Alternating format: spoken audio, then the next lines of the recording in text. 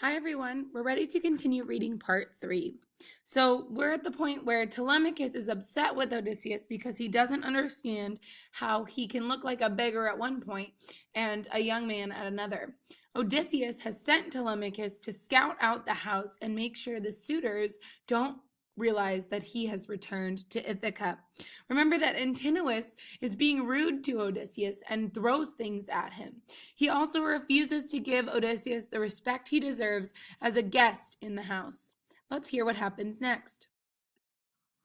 Penelope, on the higher level of her room, had heard the blow and knew who gave it. Now she murmured, "Would God you could be hit yourself, Antinous, hit by Apollo's bowshot." And Eurynomy, her housekeeper, put in, "He and no other? If all we pray for came to pass, not one would live till dawn." Her gentle mistress said, "Oh, Nan, they are a bad lot. They intend ruin for all of us. But Antinous appears a blacker-hearted hound than any. Here is a poor man come, a wanderer, driven by want to beg his bread, and everyone in hall gave bits to cram his bag. Only Antinous threw a stool and banged his shoulder." So Penelope thinks that Antinous is the worst of the suitors. He's their leader and he is behaving badly. Penelope wants to get rid of the suitors because remember, she's still in love with Odysseus. She does not want to marry anyone else, but she's being forced into this position by the people of Ithaca. So she described it, sitting in her chamber among her maids, while her true lord was eating. Then she called in the forester and said, "Go to that man on my behalf, Eumaeus, and send him here, so I can greet and question him. Abroad in the great world, he may have heard rumors about Odysseus, may have known him." So remember, Penelope does not know that the beggar man is Odysseus. She believes it's just an old man who's wandered into her home. She wants to know if he knows where Odysseus is, because even after 20 years, she's never stopped believing that he will come home to her. Lively action continues in the great hall, where another beggar attempts to bully Odysseus. Antinous mockingly arranges a boxing match between the two, which Odysseus wins. Telemachus orders the disorderly crowd to leave for the evening. Surprised by his authority, the suitors obey, giving Odysseus and Telemachus time to remove all weapons from the hall as part of their preparation for battle. Then Odysseus goes to meet his wife for the first time in nearly 20 years.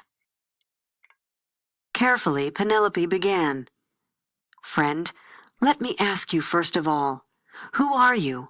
Where do you come from? Of what nation and parents were you born?" And he replied, "My lady, never a man in the wide world should have a fault to find with you. Your name has gone out under heaven like the sweet honor of some God-fearing king who rules in equity over the strong.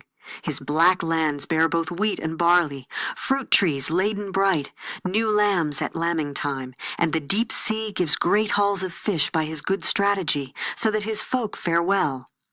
Oh, my dear lady, this being so, let it suffice to ask me of other matters, not my blood, my homeland. Do not enforce me to recall my pain. My heart is sore, but I must not be found sitting in tears here in another's house.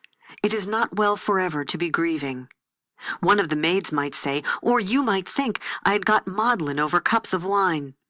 Okay, so for the first time in 20 years, Odysseus comes face to face with Penelope. And as everybody would, he wants to tell her who he is, but when she asks, he knows that he can't, or it will ruin his entire plan to beat the suitors. So when she asks him, "Who are you? Where do you come from?" he puts her off and says, "Don't ask me that. Ask me that later. I can't tell you, or you'll think I'm drunk and telling weird stories." And Penelope replied, "Stranger, my looks, my face, my carriage were soon lost or faded when the Achaeans crossed the sea to Troy, Odysseus my lord among the rest. If he returned, if he were here to care for me, I might be happily renowned. But grief instead heaven sent me, years of pain. Sons of the noblest families on the islands, Dulichium, Sami, wooded Zacynthus, with native Ithacans, are here to court me against my wish, and they consume this house. Can I give proper heed to guest or suppliant or herald on the realm's affairs? How could I, wasted with longing for Odysseus, while here they press for marriage? Ruses served my turn to draw the time out. First, a close-grained web I had the happy thought to set up weaving on my big loom in the hall. I said that day, "Young men, my suitors, now my lord is dead. Let me finish my weaving before I marry, or else my thread will have been spun in vain. It is a shroud I weave for Lord Laertes, when cold death comes to lay him on his bier. The country wives would hold me in dishonor if he, with all his fortune, lay unshrouded." Okay, so Penelope, as a way to prolong her time before she has to choose a suitor, says, "Okay, so if you say that Odysseus is dead, then it is my job to take care of his father, Lord Laertes. And so when he dies, he needs to be covered in a blanket called a shroud. So she says, I need to weave him a shroud for when he dies. As his daughter-in-law, it's my job. He won't have a daughter-in-law after I get married, so I need to do this now." So weaving takes a very, very long time. So she knows that the longer she can make this weaving last, the more time she has to wait for Odysseus. I reached their hearts that way, and they agreed. So every day I wove on the great loom, but every night by torchlight I unwove it. And so for 3 years I deceived the Achaeans. But when the seasons brought a 4th year on, as long months waned, and the long days were spent, through impudent folly and the slinking maids, they caught me, clambered up to me at night. I had no choice then but to finish it. So one of Penelope's maids betrays her and tells the suitors that she is unweaving this blanket at night. So the suitors come in at night and find her doing it. Therefore, they make her finish it, so that she will pick one of them as her husband. And now, as matters stand at last, I have no strength left to evade a marriage, cannot find any further way. My parents urge it upon me, and my son will not stand by while they eat up his property. He comprehends it, being a man full grown, able to oversee the kind of house Zeus would endow with honor. The test of the bow. Resigned to ending the suitor's reign over her home, Penelope cries herself to sleep that night, dreaming of the husband she believes is lost forever. The next day the suitors return to the hall, more unruly than ever. Penelope appears, carrying the huge bow that belonged to Odysseus. Her maids follow, bearing 12 iron axe heads. Penelope has a proposition for the suitors. "My lords, hear me. Suitors indeed, you commandeered this house to feast and drink in, day and night, my husband being long gone, long out of mind. You found no justification for yourselves, none except your lust to marry me. Stand up, then. We now declare a contest for that prize. Here is my lord Odysseus's hunting bow. Bend and string it if you can. Who sends an arrow through iron axe-helve sockets, 12 in line? I join my life with his, and leave this place, my home, my rich and beautiful bridal house, forever to be remembered, though I dream it only." Okay, so Penelope's plan is to put 12 axes in a row. She's going to turn them upside down so the blade is stuck in the ground. And at the other end, where you hold on to the handle, there's a circle in metal.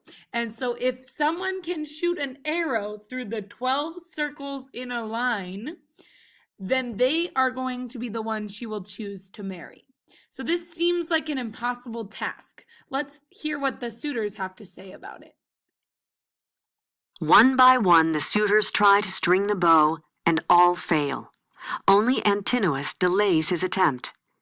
In the meantime, Odysseus steps outside with the swineherd Eumaeus and Philoetius, another faithful herdsman, and reveals his identity to them. Odysseus returns to the hall and asks to try his hand at stringing the bow. Antinous sneers at this idea, but Penelope and Telemachus both insist he proceed. Telemachus orders the women to leave. Philoetius locks the gates of the hall, and Eumaeus presents to Odysseus the great bow he has not held for 20 years. and Odysseus took his time, turning the bow, tapping it every inch, for borings that termites might have made while the master of the weapon was abroad. The suitors were now watching him, and some jested among themselves. A bow lover, dealer in old bows. Maybe he has one like it at home, or has an itch to make one for himself. See how he handles it, the sly old buzzard. And one disdainful suitor added this: May his fortune grow an inch, for every inch he bends it. So the suitors are making fun of Odysseus. They think he will not be able to string the bow. So a bow is a long, curved piece of wood, and in order to string it, you have to bend it back so it looks like a C. But in order to do that, you have to be very strong in your upper body strength. So the fact that none of these suitors can string this bow shows that it's very, very hard. Let's watch and see what happens. But the man, skilled in all ways of contending, satisfied by the great bow's look and heft, like a musician, like a harper, when with quiet hand upon his instrument he draws between his thumb and forefinger a sweet new string upon a peg, so effortlessly Odysseus in one motion strung the bow, then slid his right hand down the cord and plucked it, so the taut gut vibrating hummed and sang a swallow's note. In the hushed hall it smote the suitors, and all their faces changed. Then Zeus thundered overhead, one loud crack for a sign, and Odysseus laughed within him that the son of crooked-minded Cronus had flung that omen down. He picked one ready arrow from his table where it lay bare. The rest were waiting still in the quiver for the young men's turn to come. He knocked it, let it rest across the hand grip, and drew the string and grooved butt of the arrow, aiming from where he sat upon the stool.